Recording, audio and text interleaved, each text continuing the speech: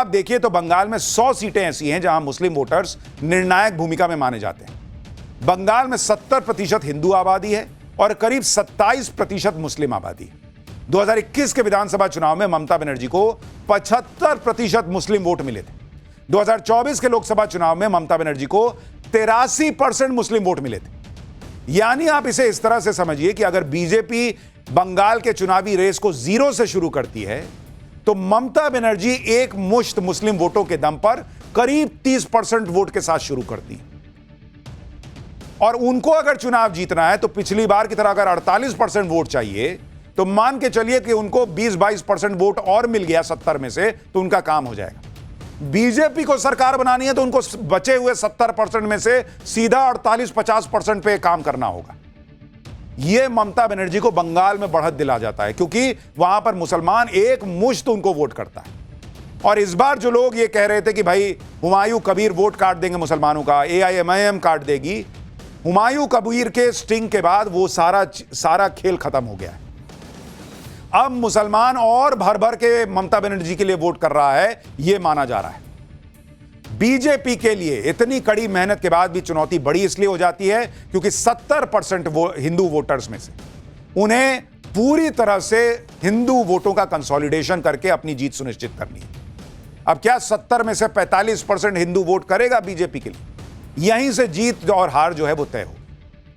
Vote bank की वजह से ममता खुलकर चेतावनी भी देती है कि हम हैं तो सब सुरक्षित हैं, नहीं तो एक खास समुदाय आपको 1 सेकंड में खत्म कर देगा। देखिए क्या कहती है। আমরা আছি বলে না আপনারা সবাই ভালো আছেন, আর যদি আমরা না থাকি কোনোদিন সেরকম আসে 1 সেকেন্ড লাগবে। একটা কমিউনিটি যখন জোট বাঁধে না ঘিরে ফেললে 1 সেকেন্ডে দেবে একদম 12টা বাজিয়ে। देखिए मुस्लिम वोटों का गणित फाइनल राउंड में क्या है वो भी आपको बताता हूं। कल जिन 142 सीटों पर वोटिंग होने वाली है उनमें 57 सीटें ऐसी हैं जहां पर मुस्लिम आबादी 25% या उससे भी ज्यादा है। इन 57 सीटों में 54 सीट पिछली बार टीएमसी ने जीती थी।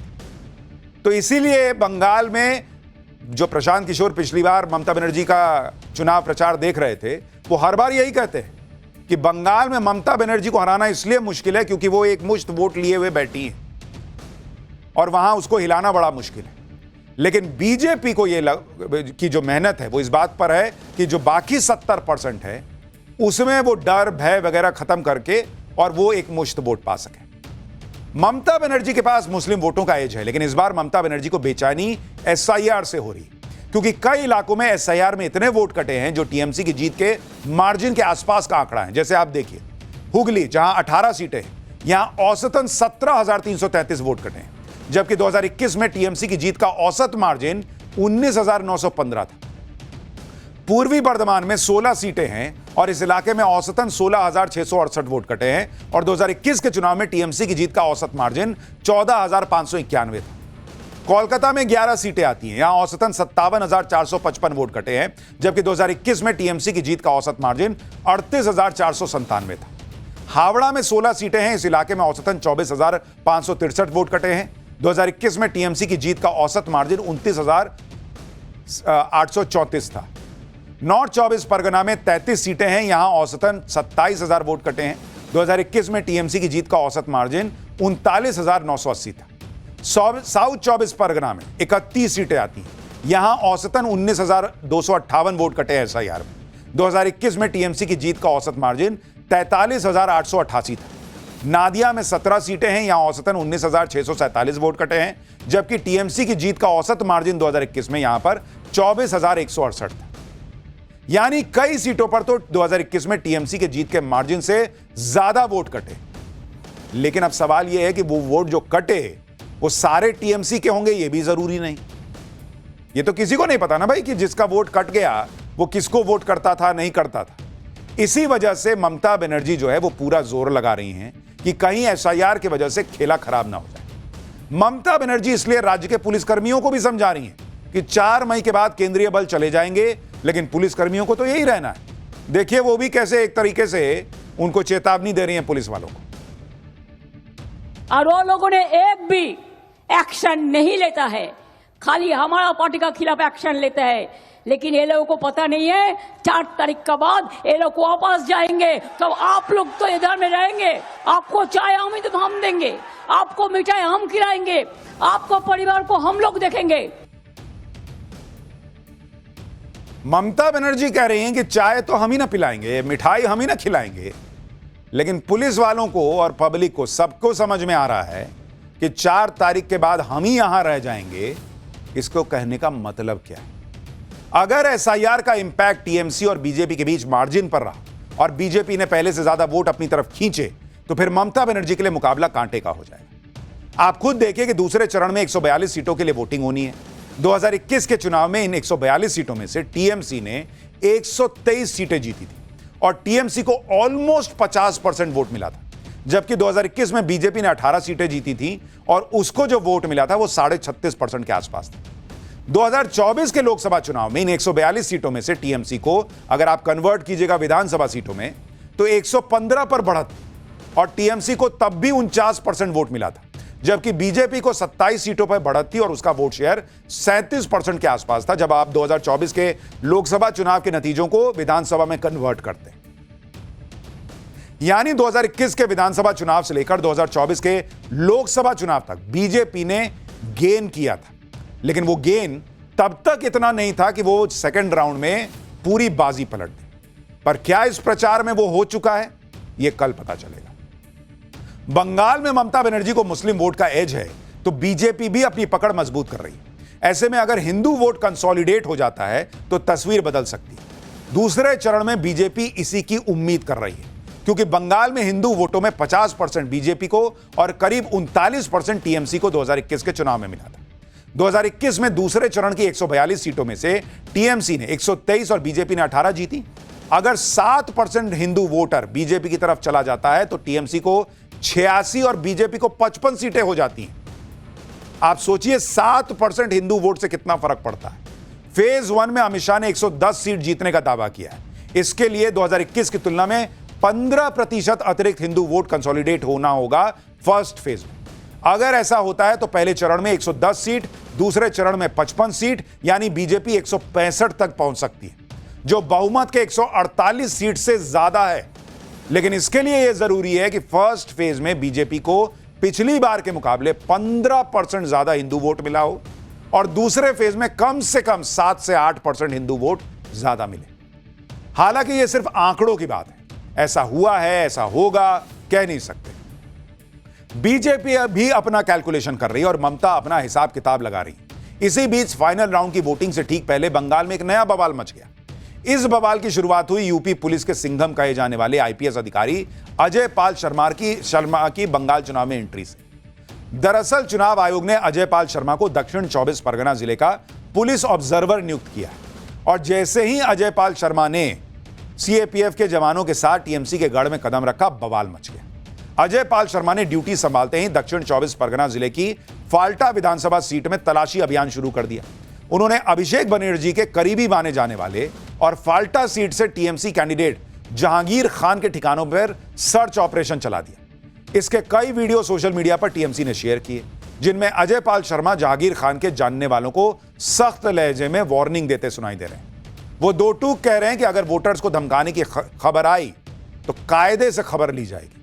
सुनिए अजय पाल शर्मा क्या कह रहे थे, फिर आपको टीएमसी कैंडिडेट जहांगीर खान की डिटेल बताता हूं, जिनको लेकर बड़ा बवाल है। जिस जहांगीर खान के खिलाफ एक्शन को लेकर आईपीएस अजय पाल शर्मा की चर्चा हो रही है, उस जहांगीर खान को ममता बनर्जी के भतीजे अभिषेक बनर्जी का राइट हैंड माना जाता है। वो कई मौकों पर अभिषेक बनर्जी के साथ नजर भी आता रहा है। जहांगीर खान पर दक्षिण 24 परगना जिले की फाल्टा विधानसभा सीट और इसके आसपास के इलाके में एक्टिव सिंडिकेट से जुड़े होने के आरोप लगते रहे। आरोप है कि यह सिंडिकेट इलाके में जमीन हड़पने, तस्करी करने और बांग्लादेशी घुसपैठियों को बसाने जैसे कई अवैध काम करता है। हालांकि जहांगीर खान ने चुनाव लड़ने के लिए जो एफिडेविट दिया है, उसके मुताबिक उनके खिलाफ एक भी एफआईआर दर्ज नहीं और ना ही उनकी कोई क्रिमिनल हिस्ट्री है। लेकिन अजय पाल शर्मा ने बंगाल पहुंचते ही जहांगीर खान की कुंडली खंगालनी शुरू कर दी।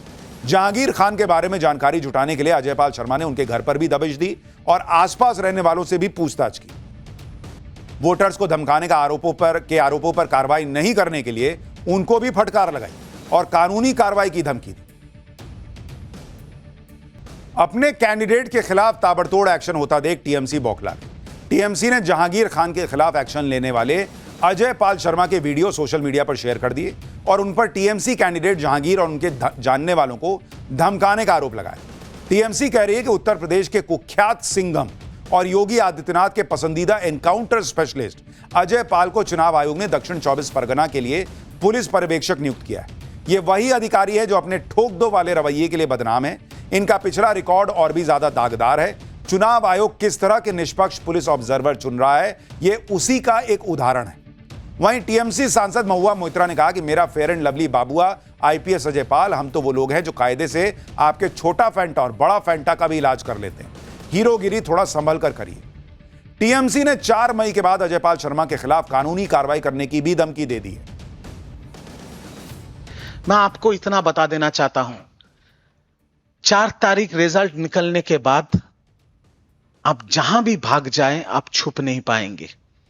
आपको ऐसा लगता होगा कि हम एक दूसरे राज्य से आए हैं, वहां पर हम चले जाएंगे और मेरा बीजेपी का मालिक मुझे बचा लेगा। मैं आपको सीधी तौर पे यह कहना चाहता हूं कि आपके खिलाफ एफआईआर होगा, आपके खिलाफ चार्जशीट होगा और आपको घसीट के कोर्ट में लाया जाएगा। वहीं अपने खिलाफ ताबड़तोड़ एक्शन पर जहांगीर खान ने फिल्मी अंदाज में पलटवार किया। जहांगीर खान ने कहा कि अगर अजय पाल शर्मा खुद को सिंघम बोलते हैं तो वो भी पुष्पा हैं, झुकेंगे नहीं। जहांगीर खान ने अपने समर्थकों के बीच कहा कि खेल उस तरफ से शुरू हुआ है, खत्म वो करेंगे, पिक्चर अभी बाकी है। पूरा फिल्मी सीन जो है वो बंगाल चुनाव में बनता जा रहा है। आप जहांगीर खान को सुनिए, फिर आपको बताऊंगा जहांगीर खान की इन धमकियों का क्या असर हुआ है।